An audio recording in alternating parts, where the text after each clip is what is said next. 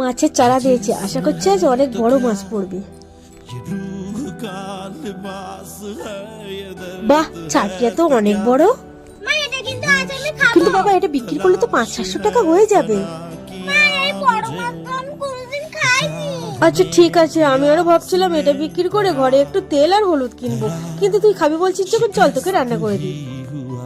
মা ও মা আমি এই মাছটা কিন্তু গোটা খাবো। আচ্ছা ঠিক আছে। মা তুমি এটা রান্না করে আমি একটু আসছি। আচ্ছা।